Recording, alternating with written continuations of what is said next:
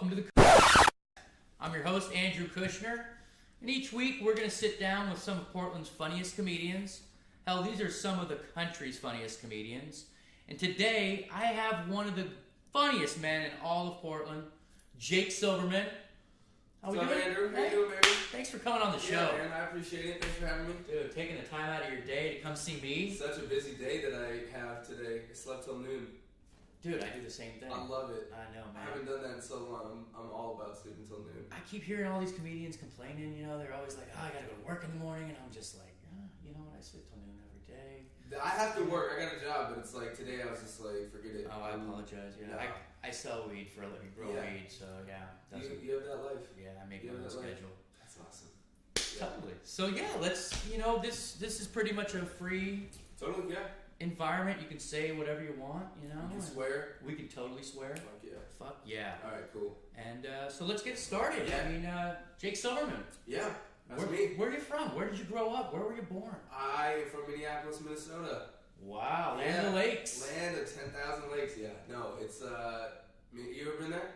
I have. Eden Prairie, I spent some time in. That is not Minneapolis, but no. Alright, that's cool. God, Eden Prairie sucks. Anyways, Minneapolis, yeah, born and raised, all, through high school, parents still live there, everything like that. Got some good friends there. It's a great town. Very nice. Yeah. And, so, like, growing up, were you funny? I mean, were you... Yeah, I was the funny guy in our group of friends. Yeah, definitely. Like... Class clown? A little bit of the class clown, but, as, high school came around, I was, more depressed and hated high school. So, it was more anger. It was more like, wow, Jake's the angry guy now. I was still funny. I've been funny, that was just... Now, were you always the ladies' man back then, too? No. no. Man, it was dry. Well, you got game now, so you've totally... When do I? You have game? Well, no, I thought, you kind of work your magic at the mics. I've seen you. Lay some seeds with some women in the crowd. We have a couple ideas that you could potentially have sex with me years down the road. Sure. Whatever, right? Yeah, now, come to the shows. If you want to have sex with Jake Silberman, ladies, come out to an open mic. He'll take you home. Yeah. Oh, my God. Anyway, well, let's see. So, I mean, what were you into in junior high? Let's say, what kind of music did you listen to? Oh, I was I was kind of a late bloomer on music. I was one of those kids who, and maybe still to this day a little bit, I'm like, fuck the grain. So it's just everybody's getting in their favorite bands, and I was kind of like, you know what? I won't have any favorite bands. Oh. Just I'm not gonna listen to music. So I didn't listen to a lot of bands, and then eventually maybe 8th grade, and then definitely in high school, I started listening to Stained and Linkin Park and System of a Down, just dark new metal, darker kind of just angsty shit, dude. Yeah. I was middle class white kids getting just angry. mad that no one wants to touch me, just all that shit. Yeah. So I did all that. I didn't dye my hair because I was I played basketball. I was in sports throughout life, so I was high school basketball player all 4 years. Very nice. Could you dunk? Dude, no. No? No. Oh, no. Man. No abilities. No. I was a bench warmer. I was good enough to make the team, but there was better guys, and I was super nervous all the time. I would get really during game days, practice you would destroy, and then pickup games. If we were playing outside of the team, I would play against guys that we would eventually play in high school, and I would do all right. But then, game day, it was just I remember certain times I couldn't catch the ball. I would just super, totally in my head. The yips. I think they call that the yips. Yeah. In golf. Yeah. It's just a weird thing where it's sports anxiety. It's probably just anxiety, but whenever activity you're doing, it just takes over. Totally. So I was miserable. Yeah, I played a ton of sports. I was not great. I had moments. I remember scoring a basket on the wrong basket in basketball. Oh, so nice. You were that kid. I was that fucking idiot. Yeah. And I come back down the court, my friends are all, "You're a jerk." But you were probably when I scored the basket, I remember my grandfather was in the crowd, and I pointed to him after I scored, and he just had that look of he just died. Shame, just shame. Jesus Christ, I should just kill myself. Oh, it was awful. But hey, look, more about you. This is not about me. This is your failed career. Yeah, no, comedy. Let's talk about when did you have some love for stand-up comedy? Did you? Dude, I'm in a lot lot of ways an outsider. I did not grow up really into stand-up that often. I mean, you know, I had like a few people that I knew of who kind of, you know, whatever, it filtered to you. I mean, you know, when we grew up, I mean, especially you, but me too, like, the internet wasn't What's that supposed to mean? You're old as fuck, I dude. am old You're as old. fuck. You have a youthful face, but you are old. I am old, man. God, that is crazy. Yeah. You were a lucky one, dude. Carpal tunnel surgery already in both wrists. That's like, my dad just had it. He's 75. And you're how old? We're not going to get into that Doesn't right matter. now. You're old. But anyways, so this is, you know, there's no YouTube, so you're not getting like clips sent to you and stuff, right? Like, so I feel like you either were a stand-up person who sought that out, or you weren't. And I really wasn't. I liked laughing. I loved making jokes with friends and stuff, but I never was like, I'm gonna go watch stand. You know, I just wasn't that person. And I didn't really get the way I got into stand-up was through podcast later in life, because I'm 28 now. I started when I was just about to turn 26, I think. So I've been doing stand-up for like 2.5 years. You are young. And still fresh. And so I was traveling abroad in like South America. Wow. Yeah, I did like a year in like a mission? No, well, I mean like a journey for myself, but it wasn't like a religious thing. Did you do like DMT? Did you do? I did ayahuasca in Peru. Yeah. Jealous. Yeah. So I mean, it was it's a weird thing. I don't want to be like, I did like. Yeah, no, it's. You know, it's like people like, I'm not like that. But I'm a proponent of psychedelics, and I've used them a fair amount in my life. But so I was like, you know, I was all on the road, and a lot of this was like, you know, you're taking buses from different towns and all these countries, and like the podcasts were a new thing for me. I was just like, what are podcasts? And so I started listening to Bill Burr's podcast. Oh yeah. That dude, I loved he's just ranting into a microphone, nobody's with him, and I was just like, you know those laughs you get where you can't breathe? Like it's silent. It's just, and he was just getting me every week, you know, with his podcast. So, he's a genius. And and then I started like, you know, getting out to other people, and then started listening to ones where they were interviewing people. So I was like, wow, comedians seem like interesting people. You know, I'm interested in cool people. I want to know.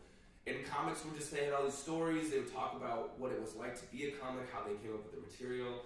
And I was like, you know, and like you're traveling, you're like, I can do anything. Like, I learned a new language, I met all these people, yada, yada, yada. So I was just like, when I get back to the States, I'm going to try stand-up. Just as like a bucket list thing almost. Like, so I went back to Minneapolis, eventually went to the Acme Comedy Club, which is like Helium's a big professional.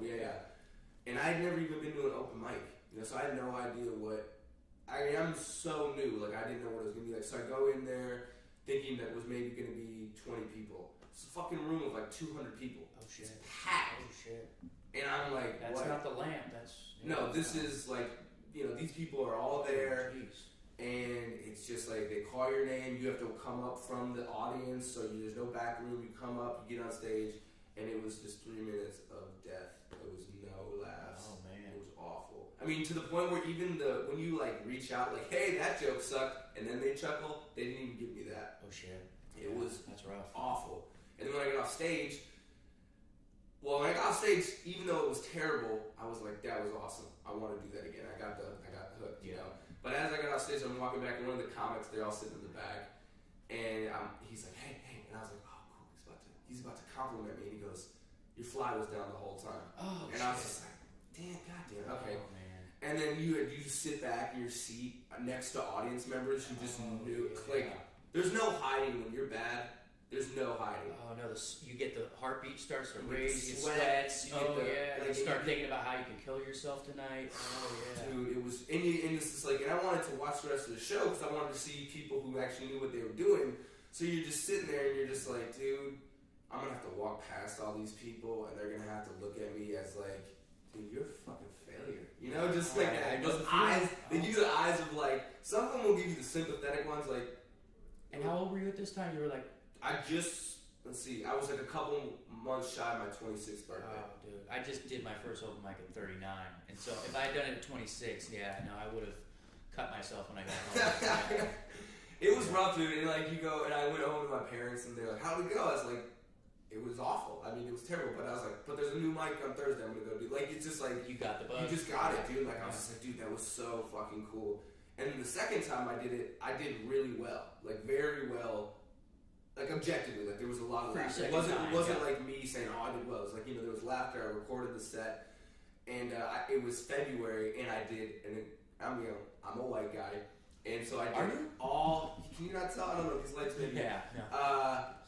I did like all race humor, and it was February, so I did like a Black History joke, a lot of black white material, and I don't know if it comes off weird, but like the few black people in the audience were laughing, and I was like, fuck it, I don't give a shit if the white people. That's are all laughing. that matters. In those jokes, I don't want to be one of those people like, well, if a black guy laughs at my joke, then it's cool. It's like accepted by the black community. But I'm at least gonna trust their laughter a little bit more than white laughter. That's all I'm saying. It's like they're their own person, but I also don't want to pretend like, well, okay, look, if they get it, if they're in on the joke, and they're at least these 5 black members of the audience are like kind of rolling with it, and these uptight white members aren't, I'm gonna go with them as trusting if this joke is better than So they were cool. After I get off stage, I'm like, damn, that was good. I had some friends I got a couple friends, sat back on the house, damn, that was pretty good. Like, I mean, it was kind of edgy. It was like saying some shit that now I was like, damn, I can't believe I just went up and ran my mouth like that. Yeah. But this comic right after me comes up, white guy, looks at me and he goes, I just think we deserve an apology for that. Just like, and starts trashing me. Uses the first 45 seconds of his set to just bury me. Not even funny, not even like, hey, just like looking at me, direct eye contact, going, basically like that, you fucking sucked. That act fucking sucked. Oh, man. And it was just, I was like, because, at that moment I'm like, do I rush the stage? Do I just like, do I just like grab him after the show? And I'm just like, I was just confused because I was like, people were laughing, so why are you doing it? And then I was like, all right, you better bring some fire. And he did these lame ass Batman jokes. Just like, if you're gonna talk shit, you have to fucking just bring the heat, right? Oh, yeah, no. And he's just talking like about Batman's parents dying. I was just like, dude, at least I tried something. How many times has Batman been over, you fucking nerd? Fuck off. No, that shit, absolutely. I was bothered. And then I went into... Now you're kind of like that guy. Because I've seen you at many a mic just lay into some dude who... I'm trying to lay into people... They deserve it. I'm not going to do Batman material. No. And you're never a dick about it. I mean, it's just like... I like to play with people, man. I like to, comedy should be fun. Absolutely. And, if you ever come out to open mics, they're very sad events. It's like a slow death of comedy. It is. We did an open mic, I hosted an open mic last night, and there was, maybe 5 audience members. People think of comedy, and they think that it's going to be this rip-roaring time. They're going to go to a comedy show. Oh, yeah. You haven't seen an open mic.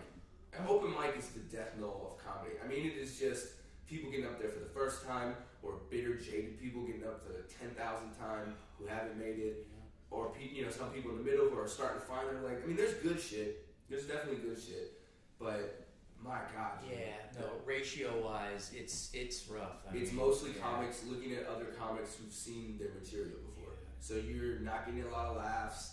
It's a lot of stuff. There can be good ones, but there can be some. I've hosted some. I've been a part of them. I've bombed at them plenty of times. I bombed at yours last night. Yeah, you did? That was cool. Yeah, it's part of the process. Oh, dude, bombing is the shit. Yeah, so, for those who don't know, I am an entry-level joke teller. At no point am I trying to say I'm a comedian who's interviewing comedians. No, I am a barely amateur joke teller interviewing actual comedians. So just let's get that How many straight. months have you done it? A little over 4 months. Dude, you haven't even done it half a year. No, I figure I got 10,000 bombs before I get... bombing. Yeah, no. And that's the thing. If you're not bombing, you're not learning, really. Exactly. People, the quicker you find your little niche, that's where you kind of start calcifying, and you don't want to take any risk, because you're like, well, my humor about dogs is just killing, so I'll just start writing dog material. And it's like, no, dude. That's good. You should find your act. You should find your voice. But if you're not bombing a couple times a week as an open micer, you really, what the fuck are you doing? Yeah, no, you're not. You're just that's not a comedian. You gotta throw shit against the wall, and most of the time it's not gonna stick. No, but once in a while, you come across something that works. Oh yeah. What I love about bombing is when I feel that I bombed, it's starting to bomb. I will just tank it even worse as I can. I'll pull out my worst possible jokes to just. I don't know if that's a good thing. Depends. It depends what it is. I just think that you should try risky stuff for you. It doesn't get, and I don't mean risky stuff as in you're about to like start dropping like N-bombs and stuff. No. But like just like, what's a challenge for you? Like, okay, I got this idea that I don't think. Like, last night I did like as the opener, I did a bunch of stuff on like kind of racial material stuff about, because that stuff interests me. I like thinking about. But you do it in a smart way that's not just. But it's risky for me. I was nervous going up there because it's like, you know, Portland. It's mostly. I think last night was an all-white audience, so it's like you don't get a lot. All-white audience in Portland? Who would have known? Who would have thunk an all-white audience? I mean, so it's a weird thing because it's just like white audiences. You know, when you talk about race, they start to. You can feel it. You can like taste the tension on a lot of material, and I don't know if it's Portland. I mean, because I really only have experience in Portland. I haven't really done a lot of comedy outside of Portland, so I don't know. But race in general in America is a tough thing to sell, and when you're dealing with crowds that are not racially mixed, you kind of have this one viewpoint on it, and it's just like if it's an all-white viewpoint, you're like, well, yes, I might be talking a little bit about your wheelhouse here, but just accept it as something that you could take in rather than immediately closing down. I agree. I think it's the environment kind of today.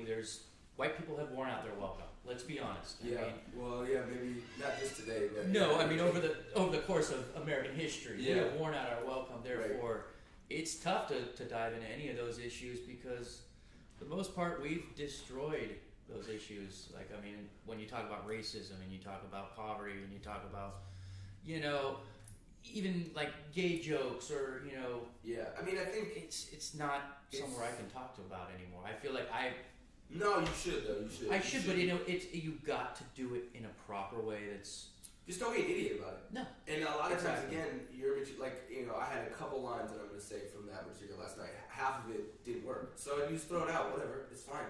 People, I like comedy for that reason. Is that you get to try new stuff every time you go out, and it's like it helps you grow as a person too. You're not absolutely. Yeah, and then. So let me ask you, when you decided that you were going to go into this full force, about how many mics per week were you doing? I mean, did you go out hard? Oh yeah. I still see you at least 10 mics a week. Yeah, I try to, like, my goal in Portland every week is no less than double-digit spots. And I count shows and That's how you do it. Yeah. That's how you do it. No, like, this idea of you can do it a couple times a week and get better is a joke to me. Yeah. I don't understand that. And for some reason that's like acceptable in comedy, whereas in any other area of life, like LeBron James did not practice twice a week for 1,000 shots a day. He didn't do it, and he didn't become LeBron James. So like this idea, I think it's because it's a talking art form. You just talk, and so people are like, well, I talk all day. I don't need to. No, you need to be in front of an audience. They need to tell you if your shit was funny or not. If it wasn't, you need to write new shit. So for me, this idea of like only working, I don't understand why you would do that anyways. Like when you only do it twice a week, you fail. Always. Why would you want to fail twice a week at something forever? Like just get better quicker. Why would you do that? You see those comedians out there. You see the comedians do it once a week, and you're like, this is what you want out of your life? You just want to go up and have people tell you that you sucked for 3 minutes straight? Like, don't sign me up for that, please. No, and you'll see them after the show saying, "Oh, fucking, that was a bad crowd." These crowds. No one comes out to the excuses that people pile up for their material is it's just like, dude, it's terrible. It's terrible. Well, that leads me into kind of why I wanted to start this show is to kind of give the younger comedians an idea of. I mean, I'm young too. Totally. More the rookies like me. There's really no. Rule book on what we should or shouldn't do or what we... Which is good and bad. It is. It's good. It's a self-taught thing. It is. You need to learn. You need to learn. You throw yourself in the fire, and which is good. Yeah. But there are also, some things where it would be nice. Portland right now, it has some veteran comedians, but there aren't a ton that are like taking people under the wing and be like, hey...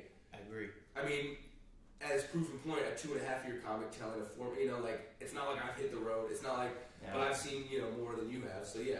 Absolutely, and I mean, I don't know, just going out to mics, I know that a lot of the bigger comedians are doing shows, so it's hard for them to come to the open mics. Yeah, they're booked. They're getting paid. And so I don't give them any gruff over that. I just think that, it's nice to hopefully open this kind of forum to ask you questions about, and so I'm going to ask, I mean, I'll be honest, last night's open mic, we had a comic that decided to take it upon himself to grab your mic before the show had even started and do his set because he wanted to come up first, right? Yeah, I don't know. I wasn't even in the room. I was supposed to host this mic last night, and I walk in. Well, I do know. He's a friend of mine. Yeah, you know him. I know him somewhat. I've seen him a couple times.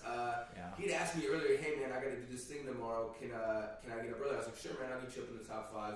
I leave the room. I come back 5 minutes before showtime, and he's up there. The lights are still on, so it's like we haven't even set the room for comedy. Jesus the lights are on. Christ. He's going into his first joke, and I'm like, what are you doing? And he's like, I just wanted to seize the moment. I was like, to fail? Like, you're gonna do terrible. And he goes, and then he starts panicking. And I was like, no, just have at it now, man. Like, you're up there. I'm not gonna, what am I gonna do? Come up there and rip the mic from you? Like, this is your time. Take it. And then he just collapsed on himself. He goes, I think he said, like, you ever have one of those times you just want to kill yourself and you don't have a gun? And like, no one laughed. And then he goes, starts in the second bit, and he goes, you know what? I'm just done. I was just like, dude, that was your choice completely to do this. That's the lesson he has to learn, though. And I he spoke was lucky with him. that it was only in front of that many few people because, like, dude, that is like just a complete faux pas. That's rule number one. Yeah, that's you don't like, fucking do that. You don't fucking do that. Like, and like now if I have a show, it's like I'm not about to book that dude. Yeah, just for the record, he was supposed to be my cameraman on this show. Yeah, nice move. That's what we like to call the Kushner effect. Yeah, dude, that was stupid. It was really dumb on his part. But hey, I mean, hopefully he learned something that I don't know. He's like a new comic. He's brand new. He's like a month in. Yeah. Sometimes people in comedy they get this like, because he was telling you like I'm super funny, I'm crushing it. It's like, he's not that funny. It's that's absolutely rude. Like, you're not funny yet, so don't like people get this confidence or they get this like gorilla shit. Oh yeah, I gotta God tell people. complex, or I feel like they're Tupac or something. Yeah, and it's just like I'm the raw shit. It's like, dude, you're not. You're so not, and you're so far from it that you can't see it yet. Yeah. No, it's alright. It's a lesson that needs to learn. But I wanted to ask you. I guess we'll finish the show on this. Yeah. If you could give the new comic coming up in Portland, I mean, with the atmosphere right now, a lot of people are always constantly talking about PC this, PC that. My opinion is, it's if you can tell a joke properly, it's not going to affect the PC crowd, you know. And so, what would you, if you had one tip to give to the new comedian getting started, what would you tell them? I mean, thinking about getting going in Portland. I would say I'd be like, Portland is a great scene to come up in right now. Like I said, I can hit 10, 12 mics a week easily. You know, like I don't have to stretch myself to do that. If you just are willing to do it every night of the week, you know. Yeah. So work your ass off because other people are not doing that, and you can rise above them quickly because they don't want to put in the work. They want to do, or I mean, not even that they don't want to. They got a job or something that they can't. But like, if you have that opportunity to put in work, do it because you don't know how long this thing is going to last. You know, Portland could get sick of comedy. They could get sick of having us be assholes in their bars every night. You know. Oh, that better not happen. I'll cry. Put your work in now because you just don't know these minutes. It's just like you're racing to get to those minutes, right? So why do those minutes in the future when you can do those minutes right now? So get your shit out of the way, and also just be humble. You know, I meet guys who are starting like that. Like that dude last night was an extreme example. But I meet other guys who kind of feel like they got a chip on their shoulder, maybe from some life shit that they've had that they're coming to comedy to kind of soothe their soul about. But it's like they get upset when they're at the end of the list, or they get upset because they're not getting booked. It's like, dude, it took me 7 months of grinding for 10, 12 nights a week to get on one show. And I see guys come in who are like, why am I not getting booked in a month? It's like, well, because you fucking suck. That's why. And like, you need to be better. And that's why people will book you. So just don't have this attitude of like, you're owed something. Because you're not. You're not owed shit. No one's owed anything. People who are the best into the scene can give up on them and be like, you know what, we don't find you funny anymore. You're not owed anything. You're funny when you get on stage in those 3, 5, 7 minutes. That's it. Your reputation shouldn't have anything to do with it. So I would just say work hard, be humble. You'll be fine if you do those 2 things. Everything else is, there. Great words of wisdom. Yeah. Jake, dude, I can't thank you enough for coming on the show. Thanks for having me, man. This was fun. Portland, get out there and watch us. Are you doing any big shows like, let's say, November? November, yeah. I'm doing Harvey's Comedy Club. I'm a host there at, I think, the 22nd. Blowing up. You can find me on Facebook and stuff, Twitter, all that shit. So, dude, yeah. It's been a pleasure. Thanks, man. You are just a brilliant comedian. I wish you the best. And appreciate it. Yeah, rock it out. Thank you, buddy. Folks, this has been. Tune in next week. Love you guys.